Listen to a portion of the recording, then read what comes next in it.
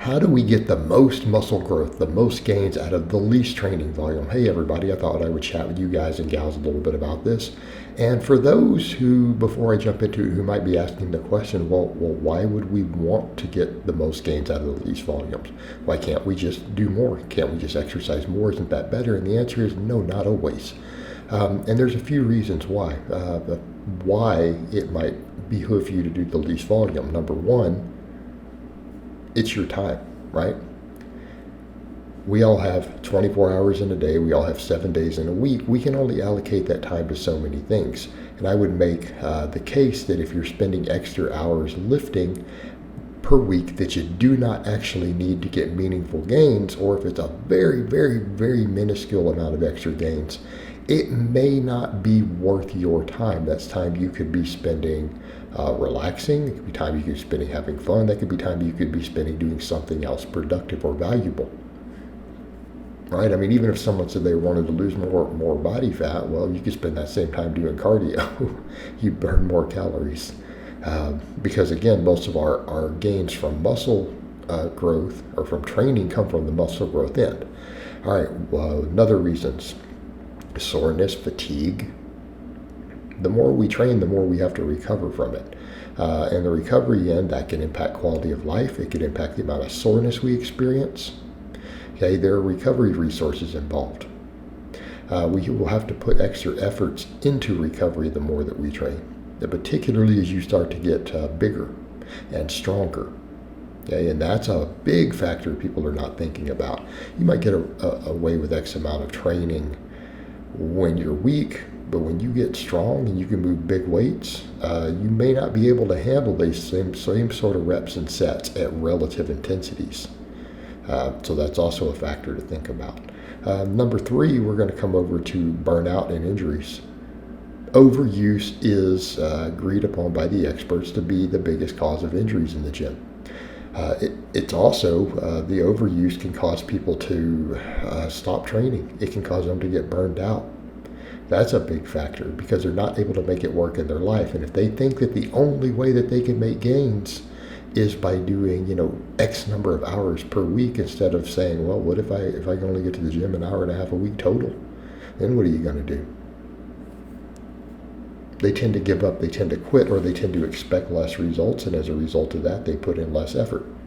All right, so when we're talking about getting the most gains on a set-for-set basis, number one, right off the top of the list, harder sets. The harder you train on every set, what do you think happens? And harder doesn't mean that you swing and cheat and grind through really terrible reps to where you have to cheat through them to get them, because that's not giving you more stimulus. It really isn't.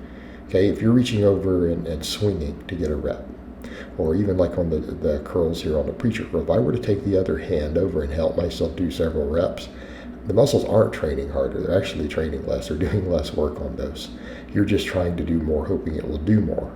Well, once we get to muscle failure, there's no more muscle growth to be found. If you're having to assist or cheat, it's because you can no longer lift the weight. That also means that your highest threshold muscle fibers, the ones that are really capable of growth, that means they're not working anymore. They're too exhausted. They have to have a break before your nervous system will even recruit them again, or before they can even physically, chemically contract again. So again, hard sets. But the further we are from failure, the less growth we get on a set-per-set basis. Okay, because we only get so many reps, and generally only about your last 5 reps before muscle failure cause significant muscle growth. And if we start thinking about the cumulative effect of reps over a workout, if you're training 5 reps from failure and you do 5 sets, you might only have gotten around 5 or 6 total reps that even caused any muscle growth. You did 1 set to failure, you got the same amount. So get real close to failure. And I'm not saying you need to take everything to failure. I pretty much did in this video from these 6 exercises you see me doing from the same training week. And this is all just a back and bicep. And no, I don't do these on the same day currently. I have an arm day and then a chest and a back day. But these exercises are all done in the same week. So these are being taken pretty much to failure. right?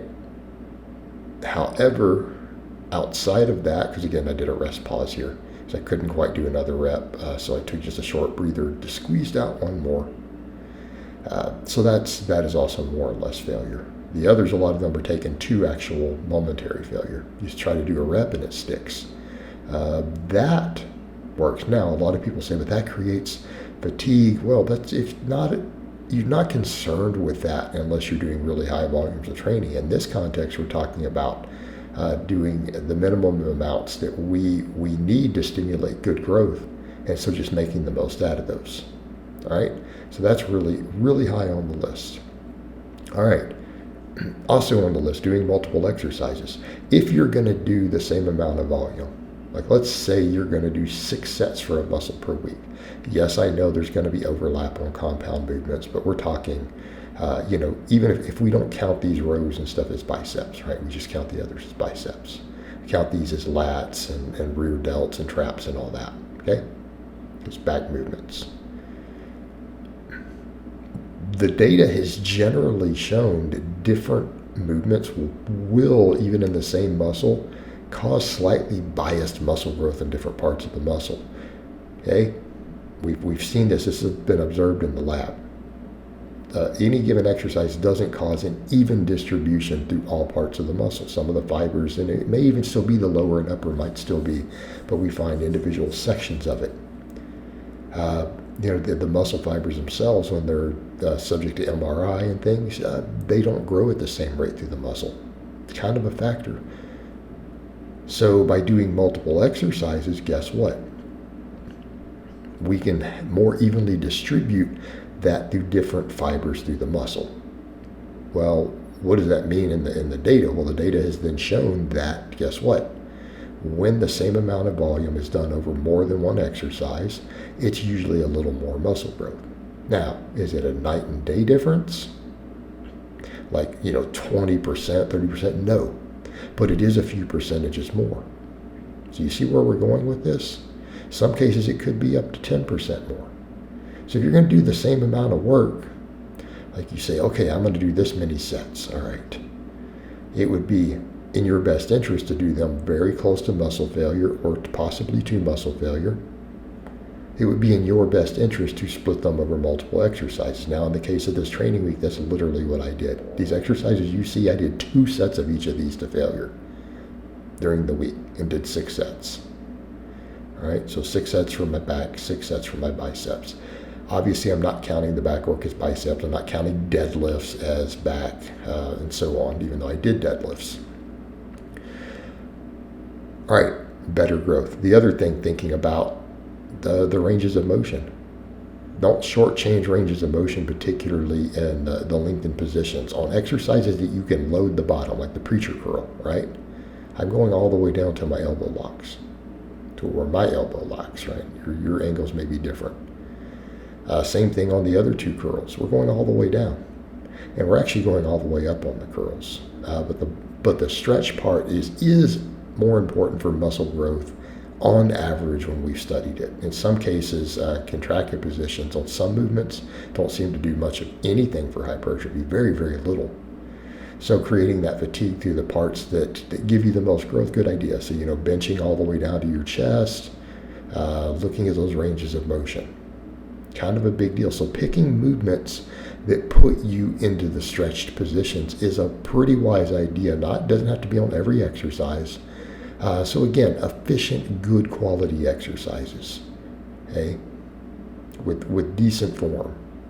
These would be the tips I would give you. All right, guys, but that's really all I have to say on that today. I hope it's been informative, and I'll talk to you guys and gals next time.